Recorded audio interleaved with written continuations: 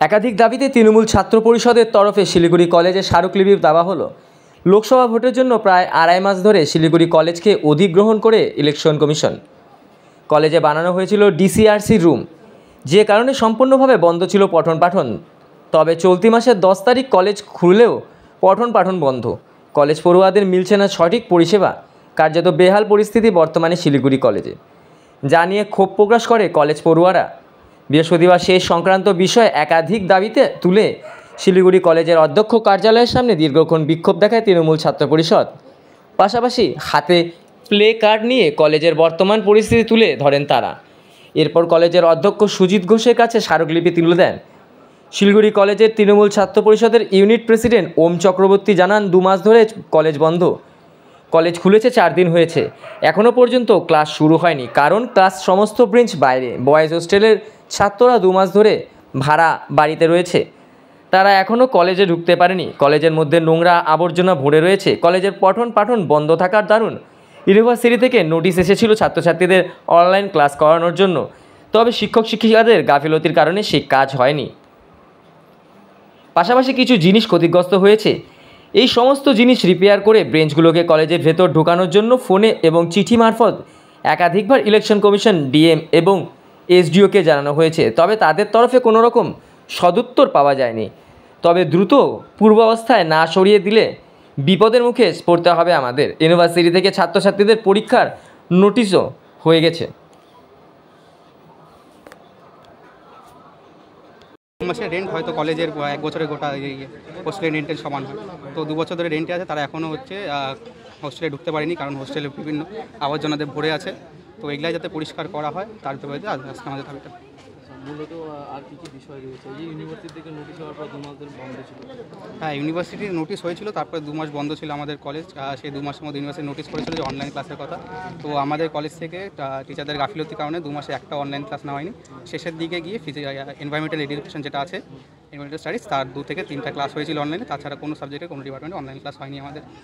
কতদিন হয়েছে ক্লাস খুলেছে 4 দিন হয়েছে, 10 তারিখে ক্লাস খুলেছে, এখনও ঠিকঠাকভাবে হয়নি। তো আমরা এটাই দাবি করবো যে কালকের মধ্যে যাতে সব কলেজে সব ক্লাসে ব্রেঞ্চ ঢুকিয়ে ক্লাস স্টার্ট করা হয়। এই নোংরা আবর্জনা বেঞ্চ কমিশনের কাছে, কারণ এটা কথাটা ছিল ইলেকশন কমিশন ঠিক করে দেবে, কিন্তু আমরা ইলেকশন কমিশনে কাউকে চিনি না। আমরা চিনি আমরা কলেজ কর্তৃপক্ষকে, কলেজের অধ্যক্ষকে। তো আমাদের ডেপুটেশন তার কাছে, যাতে আগামীকালের মধ্যে সব কিছু পরিষ্কার, মাঠ পরিষ্কার করে বয়েজ হোস্টেল পরিষ্কার করা হয় এবং প্রত্যেকটা ক্লাসে যাতে ব্রেঞ্চ ঢুকিয়ে দেওয়া হয়, যাতে ক্লাসগুলো ঠিকঠাকভাবে শুরু হতে পারে কালকের থেকে। ওম চক্রবর্তী, ইউনিট প্রেসিডেন্ট, শিলিগুড়ি তৃণমূল ছাত্র পরিষদ। 10 তারিখে আমাদের কলেজ যথারীতি আমরা সেই অনুযায়ী নতুন করে আবার শুরু করেছি আফটার ইলেকশন। এবং ছাত্রদের কিছু দাবি যে এই যে সময়টা, এই সময়ের মধ্যে ক্লাস যেহেতু অনেক দিন দীর্ঘ আড়াই মাস ক্লাস মানে হ্যাম্পার হয়েছে, তো সেটা কি যতটা পূরণ করা যায়। আমরাও তখন বলেছিলাম যে কলেজ খোলার পর সেটাকে যতটুকু পূরণ করা যায় চেষ্টা করব।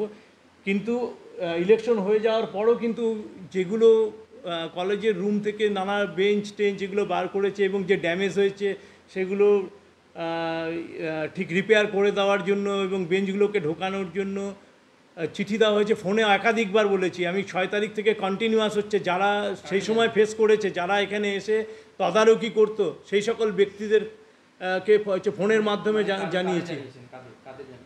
ইলেকশন কমিশনের অধীনে যারা কাজ করতে এসেছিল তারা, এবং পরে ডিএম এবং এসডিওকেও আমি চিঠি দিয়েছি। চিঠি দিয়ে জানিয়েছি যে ইমিডিয়েট করুন, কারণ 26 তারিখ থেকে আমাদের পরীক্ষা শুরু, আর 14 তারিখ থেকে প্র্যাকটিক্যাল নোটিফিকেশন হয়ে গেছে, ইউনিভার্সিটি করেছে। তো এইরকম অবস্থায় যদি এখনও পর্যন্ত এগুলো না ইমিডিয়েট যদি না যে পূর্বাবস্থায় ফিরিয়ে দেয়, তবে তো খুবই বিপদের সম্মুখীন আমাদেরকে হতে হবে। হ্যাঁ, যে এত ছাত্রছাত্রী, তাদের যে পরীক্ষা, সেটা একটা সুষ্ঠুভাবে খুবই মানে পরিচালনা করা খুবই কষ্টকর। হ্যাঁ, একটা অভিযোগ ছিল যে ইউনিভার্সিটি থেকে একটা বিষয় আছে, আপনি বললেন যে 14 তারিখ থেকে প্র্যাকটিক্যাল শুরু। 14 তারিখ থেকে একটা লং টাইম দেওয়া হচ্ছে, 27শে আগস্ট পর্যন্ত। এই টেনিউরের মধ্যে আমাদের যেটা সুবিধা হবে, টিচাররা তাদের পার্ট বাই পার্ট সেটা তারা নেবে এবং ইউনিভার্সিটি এক্সপার্টের মাধ্যমেই হবে। সেটা জানিয়ে দেবে ইউনিভার্সিটি যে কোন কলেজে কবে এক্সটার্নাল পাঠানো হবে, সেই অনুযায়ী হবে। সেটা 27 আগস্ট পর্যন্ত একটা লং টাইম দিয়েছে এবং সেই গ্যাপে গ্যাপে বলেছে, রিটেনের গ্যাপে গ্যাপে করতে বলেছে। তো আমাদের যেভাবে সুবিধা হবে প্রত্যেকটা ডিপার্টমেন্ট তার নিজের সুবিধা মতো এবং এক্সপার্ট ইউনিভার্সিটি যে পাঠাবে কবে যে ডেট দেবে তার ভিত্তিতে হচ্ছে হবে। আপনি তো এসডিও ডিএমকে জানিয়েছেন, তো সেখান থেকে কোনো রকম রিপ্লাই বা কিছু? না, এখনও রিপ্লাই আসেনি। কবে নাগাদ জানিয়েছেন? এটা জানিয়েছি 11 তারিখ। এখনও রিপ্লাই? না, 10 তারিখ আমার কলেজ খুলেছে, দেখেছি কি কি ঘুরে।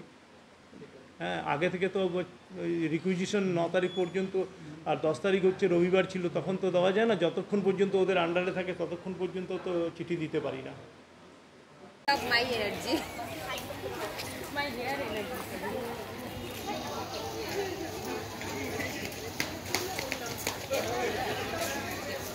Manov.